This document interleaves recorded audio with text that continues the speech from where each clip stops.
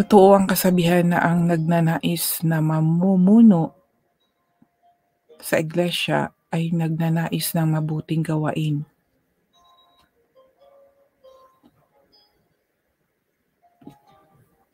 Kailangan na ang namumuno ay walang kapintasan.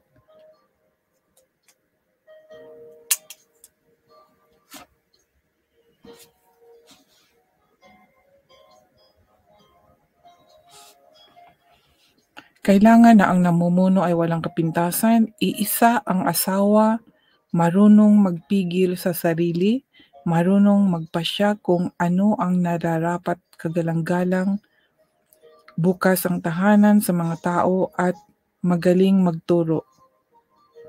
Hindi siya dapat lasinggo, hindi marahas kundi mahinahon, hindi palaaway, at hindi mukhang pera. Kailangan din mahusay siyang mamahala sa pamilya niya. Iginagalang at sinusunod ng mga anak niya. Sapagkat kung hindi siya marunong mamahala sa sariling pamilya, paano siya makakapangasiwa ng maayos sa iglesia?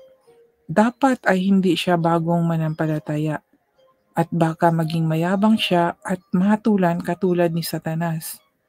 Bukod pa rito, kailangan iginagalang siya ng mga hindi miyembro ng iglesia para hindi siya mapintasan at hindi mahulog sa bitag ng diablo.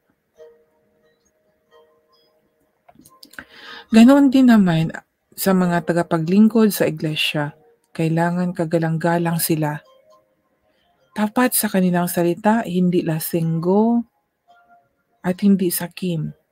Kailangang iniingatan nila ng may malinis na konsensya ang ipinahayag sa katotohanan tungkol sa pananampalataya kay Kristo. Kailangan ding masubok muna sila at kung mapatunayang karapat-dapat, hayaan silang makapaglingkod. Kailangan kagalang-galang din ang mga asawa nila, hindi mapanira sa kapwa, marunong magpigil sa sarili at maasahan sa lahat ng bagay. Dapat iisa lang ang asawa ng mga tagapaglingkod at mahusay mamahala ng kanilang pamilya. At mga naglilingkod ng mabuti ay iginagalang ng mga tao at hindi na natatakot magsalita tungkol sa pananampalataya nila kay Kristo. Kahit na inaasahan kong makakapunta riyan sa iyo, sa lalong madaling panahon, isinulat ko pa rin ang tagubiling ito para kung sakaling maantalak ako, alam mo na kung ano ang dapat ugaliin ng mga mananampalatayang bilang pamilya sa Diyos. Tayong mga manampalataya sa Iglesia ng Buhay na Diyos, ang haligi at saligan ng katotohanan. Tunay na napakahiwaga ng mga katotohanan ng ating relihiyon. Nagpakita siya bilang tao, pinatutuhanan ng banal na espiritu na siya'y matuwid. Nakita siya ng mga anghel, ipinangaral sa mga bansa, pinaniwalaan ng mundo at dinala sa langit. Amen. Ang ganda mga kaibigan ito, mga kaibigan, malalaman natin yung taong mga mangangaral na ating pinapakinggan po mga kaibigan. Ang sabi po dito na dapat ang mamumuno sa iglesia ay nagnanais ng mabuting gawain mga kaibigan. Kailangan na namumuno na walang kapintasan. Yan yun, malilinis, no? Ang konsensya. Iisa ang asawa, marunong magpigil sa sarili. Marunong magpasya kung ano ang nararapat kagalang-galang. Bukas ang tahanan sa mga tao at magaling magturo. Magaling magturo ito yung mga pastor, mga pari, no? Na dapat malinis ang kanilang konsensya mga kaibigan. Marunong silang magpigil. At sinabi, hindi dapat lasenggo. Baka meron kayong nakikita diyan sa social media, dito sa social media na may paring umiinom, no? O mga pastor na umiinom. Dahil sinabi dito, hindi dapat lasenggo, hindi marahas kundi mahinahon. Hindi pala away at hindi mukhang pera. Ito mga kaibigan, itong mukhang pera, merong diyan mangangaral na pera ang ina-after. Naalala ko tuloy pa nung ewan ko ba kung bakit nakita ko yun mga kaibigan, ano, yung sa Catholic pa ako. Siyempre nag-service kami and then, 'di ba meron po yung halad or offering, inaano sa merong basket na pinapaikot, 'di ba?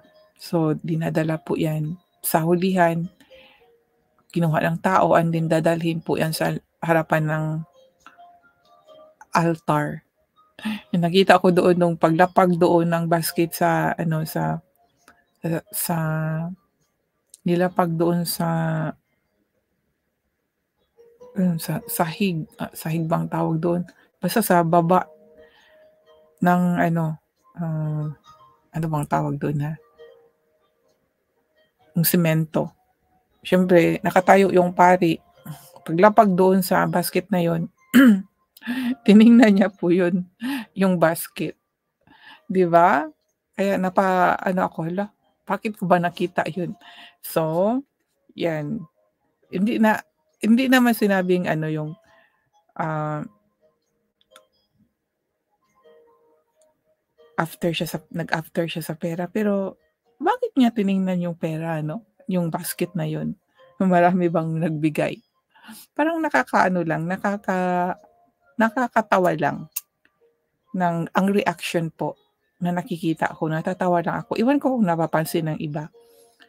Kagaya kasi ng sabi ko na once na we are a spiritual awakening, makikita natin yung mga bagay na hindi karapat-dapat nating makita, na hindi natin napapansin noon, pero mapapansin na po natin. Kasi yung reaction doon, kaya sabi ko, may naalala ko yung mga tinuturo ng mga may mga bulaang propeta.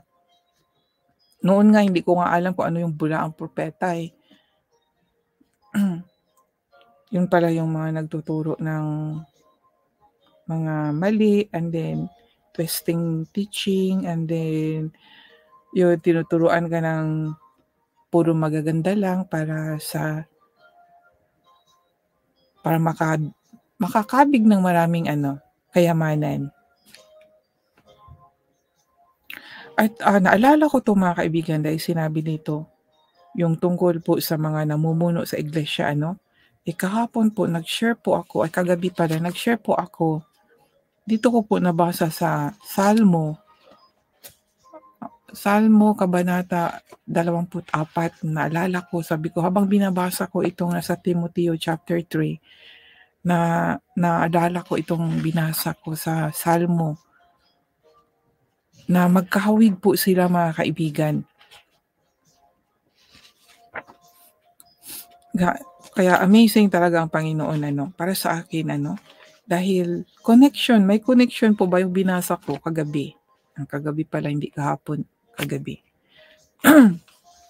At ano lang din po ito mga kaibigan, yung bang hindi ko rin 'to hinahanap kundi kusa nararamdaman ko na pinabasa po sa akin dahil nakikinig po ako ng mga ano dito sa YouTube. Nag-flash ito sa akin, itong Salmo chapter 25. Ang sabi, itong Salmo chapter 25 nabasa ko, ito gamitin niyo sa pagdasal. Sabi ko, sige nga, ano nga bang nakasaad dito? Nung binasa ko, ito po yun. Sabi po dito sa Salmo, kabanata 24, ang sabi dito, ang buong mundo at ang lahat ng naririto ay pag-aari ng Panginoon. 'Di ba? Amen. Itinatayo niya ang pundasyon ng mundo sa kailaliman ng dagat. Nung binasa ko ito, lahat-lahat, tapos naano ko itong, sino ang karapat-dapat umakyat sa bundok ng Panginoon? Sino ang maaring tumungtong sa kanyang banal na templo? Makatungtong ang mga matuwid na pamumuhay at malinis na puso, ang hindi sumasamba sa mga Diyos-Diyosan at ang hindi sumusumpa ng kasinungalingan. Pagpalain siya at ipagwa ipagpa ipapawalang sala ng Panginoon, ang Diyos na kaniyang tagapagligtas. Iyan ang mga taong makakalapit at sasamba sa Diyos ni Jacob. Naisip ko, sabi ko, hindi, bakit ito yung sinabi na 'pag magdasal isama daw ito? Sabi ko, parang hindi naman siya sa dasal. 'Yun po yung naunawaan ko, mga kaibigan. Ang naunawaan ko dito ay yung mga tao, kasi tinanong dito, sino karapat-dapat umakyat sa bundok ng Panginoon? Sino ang maaring tumuntong sa kanyang banal na templo? Habang binasa ko itong chapter 3 hanggang 6, inulit ko. Sabi ko, wala, ito yung tungkol sa mga magtuturo sa loob ng templo. Kailangan talaga malinis ang taong magtuturo para meron siyang yung blessing. Sabi dito, pagpalain siya at ipapawalang sala ng Panginoon, ang Diyos na kanyang tagapagligtas. Iyan ang mga taong makakalapit sa pagsamba sa Diyos ni Jacob. So ito yung mga tao dapat, habang binasa ko, sorry, na ako na bulad-bulad. Dapat pala talaga na kung isa kang magtuturo, dapat talaga malinis yung puso. Hindi sumasamba sa mga Diyos-Diyosan. Kaya kung siya ay isang sinungaling o yung nagtuturo at naghahangad ng pera, so parang sinusumpa na yan siya. Kasi meron ito, mga kaibigan, sa totoong pangyayari, meron, hindi naman sa paghuhusga, pero maano natin, yung mga taong mga nagsasalita, yung sa harapan at maraming bumibilib po sa kanila, magaling po silang magsalita, pero yung bang hindi mo maano kung totoo nga talagang sa Diyos yung kanilang itinuturo o yung espiritu na nasa kanila ay talagang totoong sa Holy Spirit. Lalo na kung makikita mo ang isang tao na nangangaral ay puno ng mga kumikitap sa kanilang katawan. Isa po yan, mga kaibigan, makikita naman natin. Ewan ko ba, kasi sabagay sinabi ni Pablo, huwag ikumpara ang iyong sarili. Pero kung pinakita ng Panginoon sa akin or pinaranas niya na hindi maganda yung taong magsasalita sa karamihan at ang sinasalita ay ang Diyos, tapos ikaw ay masyado kang, ano bang tawag doon, parang mukhang mayaman ka. Kasi si Kristo, hindi po ganun ang itsura ni Kristo, di ba? Wala po siyang mga alahas, wala po siyang mga mamahaling na kasuotan sa katawan niya. Simple na tao lang po siya nung naging tao po siya, mga kaibigan. And then, nabasa ko na naman dito. Hindi ko pa kasi nabasa itong sa Timoteo na meron talagang connection. Kaya nagpapasalamat ako na naituro na naman dito. So kung naituro dito sa Salmo chapter 24, kasi about talaga ito sa paglilingkod sa Panginoon, and then dito din sa Timoteo, about din po sa paglilingkod na yung namumuno at yung mga nagsiserve din, na kailangan maging malinis ang kanilang konsensya, ang puso, hindi naghahangad ng pera. Ang sakit pa ng sabi dito, hindi mukhang pera pa, di ba ang sabi? Hindi lasinggero. So, ito talaga yung dapat iwasan. Kung tayo po ay meron po tayong desire na maglingkod sa Panginoon, ito po yung sundin natin, mga kaibigan. Kung hindi pa nawala sa isipan natin o sa ating mga pag-uugali, kung sinabi dito na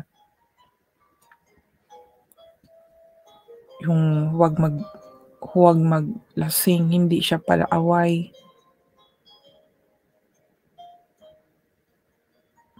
marunong siyang mamahala sa sariling pamilya. Yung mga ganito mga kaibigan. Kasi kung ang tao ay nagtuturo sa salita ng Diyos ngunit masama yung bisyo niya, may bisyo siya, hindi niya nasunod ang kanyang pinapangaral, no?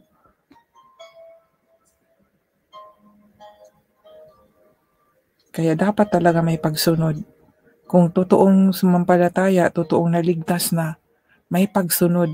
Dahil itinuturo dito eh. Sa mga tagapaglingkod, so, halimbawa tayo, kung hindi tayo pastor, naglilingkod as music, halimbawa sa music, no, isa talaga yan sa gusto ko eh, maglingkod ako sa Panginoon, nandun sa music ministry, kakanta or maggitara, mga simple lang. Ito po yung mga ugali na dapat gawin mga kaibigan, sundin natin. Ganoon din naman sa mga tagapaglingkod sa iglesia, kailangan kagalang-galang sila. Tapat sa kanilang salita, hindi lasinggo, hindi sakim.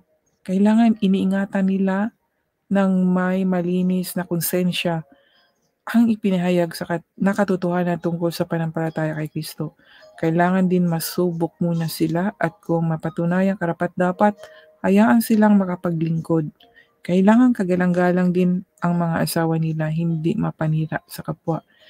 Marunong magpigil sa sarili at inaasahan sa lahat ng bagay.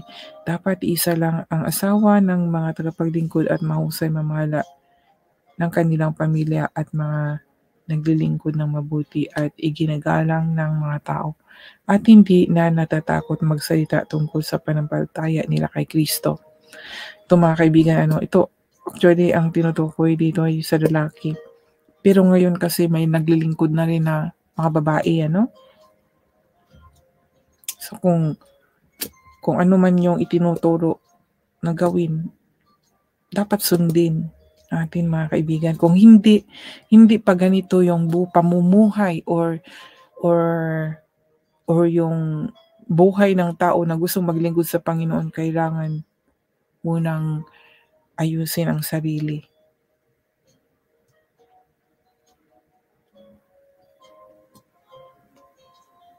Parang ako mga kaibigan, kasi ako nagsasalita ako sa salita ng Diyos dito sa internet.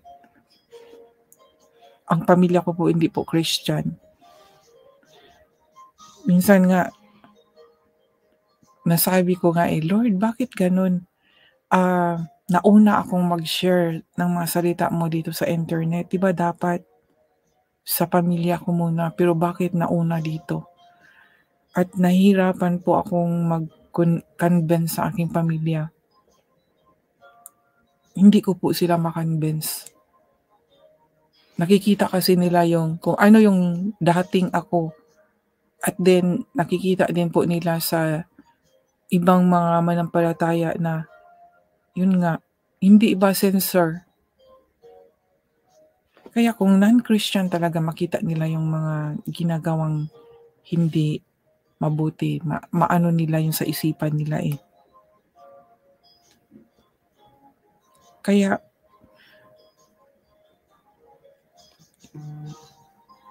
ang importante doon ay sa sarili ko po hindi ako naghinto sa pag-share sa Panginoon dahil sarili ko din naman ang mahihirapan or kagaya nun, pag hindi po ako makapag-share, parang may kulang po sa buhay ko. Pero pag nag-share po ako, masaya po. Nagkaroon po ako ng kasayahan. Dahil kahit paano may naunawaan and then nakapagpahayag ako. Kahit paano may matutulungan ako kung sino man yung gustong tumanggap sa salita ng Diyos. Kahit paano maririnig ng iba na hindi nila naririnig, lalo na yung mga taong hindi naghahagilap sa salita ng Diyos. Baka biglang mag-affair sa kanila itong mga share ko. Kaya sa pamilya ko po talaga, just pray. Pray na lang po talaga na si Lord ang mag-touch sa kanilang puso. Lalo na kung nakikita nila na nagse-share ako sa salita ng Diyos tapos puro yung mga trials nandiyan pa rin. Hindi nila nakikita doon ang presensya ng Diyos. Pero para sa akin po ay trials lang yun sa buhay ko. Na alam ko merong victory doon. Dahil alam ko na tapat naman si Jesus Christ. Tapat siya sa kanyang mga sinasabi. Naniniwala po ako sa kanya. At siya po yung nagligtas sa akin, sa aking mga kasalanan. Hindi kasi nila alam. Pag ang tao kasi na, lalo na kung non-Christian at hindi nila alam ang salita ng Diyos, hindi po talaga matanggap agad-agad. Mahirap pong kanbensihin. Kahit na nga yung Kristiyano mismo, mahirap din kanbensihin. How much more na hindi talaga Christian. Meron sila ibang paniniwala, di ba? Sinabi naman ni Pablo kung ang taong hindi Kristiyano ay huwag husgahan. Huwag natin anuhin yung pananampalataya nila. Kasi may sarili din kasi silang faith. Dito po sa bansa nila, iba po yung nila. Hindi po nila nalalaman na meron pong kaligtasan ang taong gumagawa ng kasalanan. Yun po ang doon. Ito nga yung magandang balita, di ba? Tayong tumatanggap nito ay meron tayong kaligtasan dahil tinanggap po natin. Kinilala po natin siya. Yan lang po ang kaibahan At naano ko naman na mabuti naman ang kanilang gawa. Babait naman sila. Yun nga lang. Yung sa faith lang po talaga na yung pagtanggap po kay Jesus Christ. Kaya pray na lang po natin ng mga taong ayaw tumanggap po sa Panginoon. Iba-iba po kasi ang turo ng relihiyon Lalo na sa iba-ibang lugar may mga relihiyon, di ba? May kanya-kanyang relihiyon po. Lalo po dito sa lugar ko, ang relihiyon po nila ay Muslim, Buddha. Nung binasa ko naman yung ibang mga turo ng Buddha ay puro naman sa mga kabutihan din. Minsan nga may masabi ko na may kahawig din po sa Bible. Ngunit, may mga turo din sila na yung bang mostly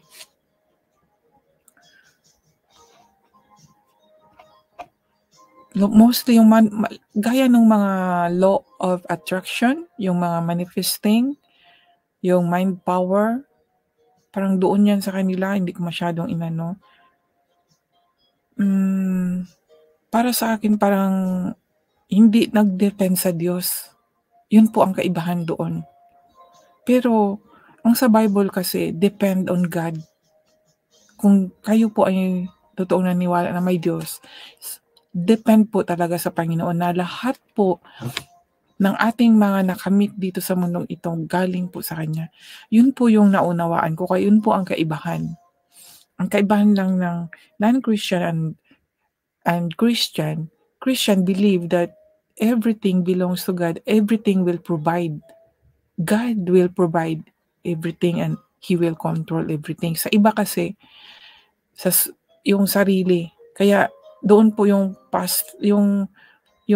practice po nila, yung meditation, para po yung sila mismo, yung sa mind nila ay magkaroon sila ng sariling kapangyarihan.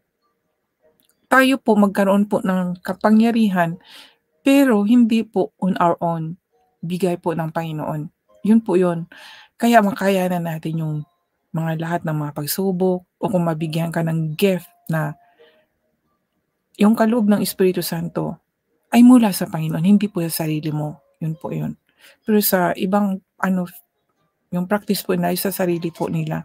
Pero hindi, para sa akin pa rin, hindi pa rin nila makamit yun kung wala pa rin Diyos. Kaya nga sabi ko, merong dalawang klaseng Diyos. Kasi nga, alalahanin po natin, minsan may nagsabi sa akin na, actually, alam mo na tayong tao, tayo ay pwede ding Diyos sabi niya ganun. Sa isip ko akong, kasi sinabi sa Acts, di ba? Itong sa Acts nga, verse chapter 1 verse 8, sinabi dito. Nung nabasa ko ito, natuwa nga ako mga kaibigan eh. Pero hindi natin dapat ipagmayabang kung tayo man ay meron nito. Kaya nang sabi dito, basahin ko po. Acts chapter 1 verse 8 ang sabi.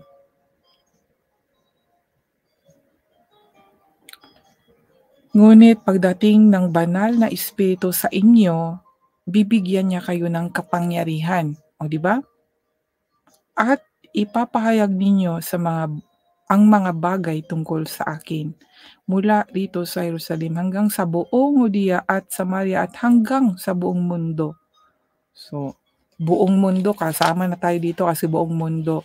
Kung nasa atin na ang banal na espiritu ay magkaroon po tayo ng kapangyarihan, bibigyan niya kayo ng kapangyarihan. Imagine mga kaibigan, no?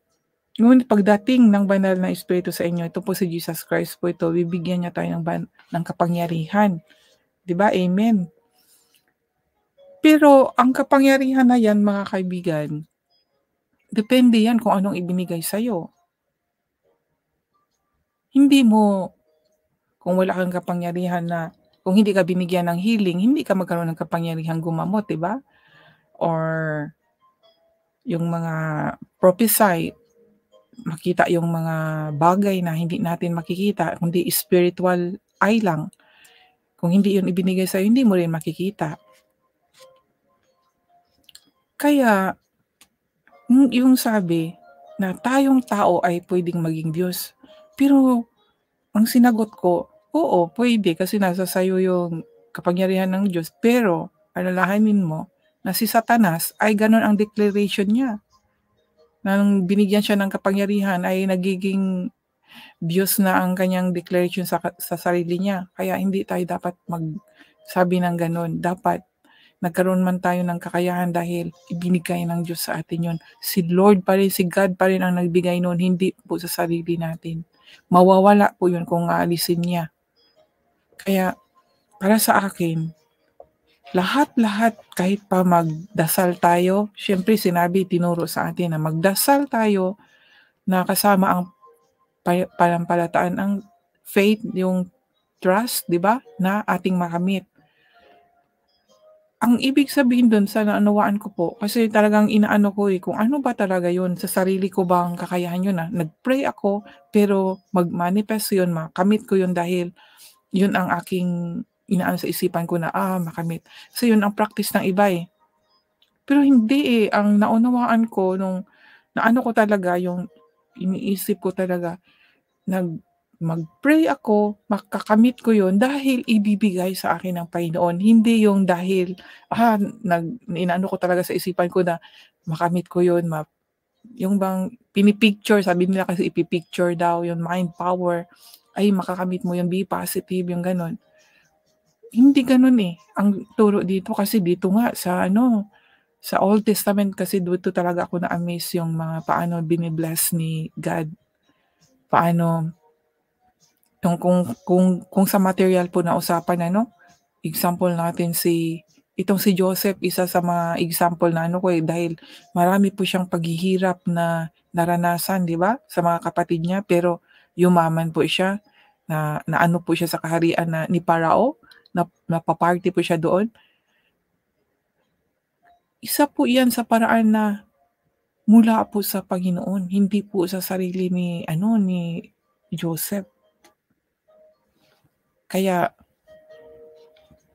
sa ating manampalataya, mga kaibigan, magdasal tayo kung ano man yung gusto ninyo sa buhay ninyo. Magtitiwala na makamit dahil ibibigay ng Panginoon, hindi dahil ay sa power natin. Yun po, wala po tayong kapangyarihan. Ang Panginoon po ang magbigay. Yung ibang practice po na hindi po Christian, may nakikita po kasi ako na mula nang nag-practice ako ng ganito, I can manifest kung ano po yung sabing gano'n. Siyempre, yun, nakakabilib din yun. Pwede pala yung gano'n. Pero kung Bible po ang pagbabasihan natin, si Lord, si God lang talaga ang mag-provide nun. Hihingiin natin sa Kanya at siya ang magbigay. Kaya ang faith natin ay siya po ang magbigay, ibibigay po niya sa atin. Ang gusto ng Panginoon sa atin ay sambahin siya, i-recognize siya. Yun po ang gusto niya sa mga Israelites pero ang ginawa ng mga Israelites ay tumatalikod. Lalo na kung meron po silang hinihingi na hindi agad-agad nakamit, yun, naengganyo po sila doon sa mga ibang mga turo na nakikita po nila kaya tumatalikod sila. Kaya yun po yung sa mga naunawaan ko po. Pero kung ikaw ay tapat sa Panginoon, kahit man hindi pa naibigay yung mga gusto mo sa buhay, magtiwala pa rin na ibibigay niya. Na hindi po sa ating kapangyarihan, kundi sa Diyos po talaga. Sa Kanya ka po nagtiwala. Na may Diyos po talaga ako. Alam ko talaga, naniniwala talaga ako na merong Diyos. At kahit nagsasalita ako dito, hindi po ito sa kagustuhan ko, kundi ang Diyos pa rin. Yung po mga kaibigan talaga. I believe that God, kasi nung nalala sa buhay ko talaga, hindi ko talaga magawa yun sa sarili ko. Si Lord talaga, siya po talaga ang gumawa ng himala sa buhay ko, mga kaibigan. Kaya, magbasa po tayo sa salita ng Diyos. So ngayon mga kaibigan, na nalalaman na natin ang tungkol po sa paglilingkod, no, na kailangan malinis siya. Malinis at wala siyang bisyo. Kahit sinabi dito na lasinggero lang, pero kasama doon yung mga magsugal. 'Di ba? Alam mo, sa buhay natin kasi, kahit na maglilingkod tayo, yung mga taong naglilingkod sa Panginoon, may mga secret things na ginagawa na hindi po natin nakikita. Yan. Kaya, mismo sinabo dito na kailangan malinis ang ating konsensya. Dahil ako, believe talaga ako sa mga taong, yung bang, dati very respectful ako sa mga taong nagsasalita sa salita ng Diyos at natatakot po ako lumapit niyan sa kanila. Yun po, my spirit, natatakot pong lumapit sa kanila na magtanong. Pero thank God ngayon, hindi na po ako natatakot. Dahil sabihin na mali yung mga sinasabi ko.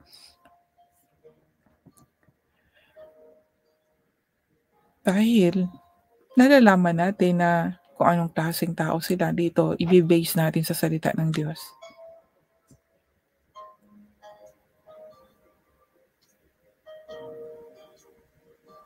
At dito mga kaibigan, sa last na ibahagi ko po, no, dito sa chapter 3 ng Timoteo, ang 1 Timoteo, sabi dito sa verse 16, tunay na napakahiwaga ng mga katotohanan ng ating relihiyon. May waga po talaga mga kaibigan. Hindi lang po sa ating relihiyon, kundi sa ibang relihiyon din, kasi yung relihiyon naman, they talk about spirit Christian also nagto-talk din po about spirit. Itong Bible po, itong salita ng Diyos, about spirit po ang sinasabi dito mga kaibigan. Tunay na napakahiwaga. Totoong mahiwaga po talaga ng mga katotohanan ng ating relihiyon. Nagpakita siya bilang tao. Tinutukoy po dito si Jesus Christ.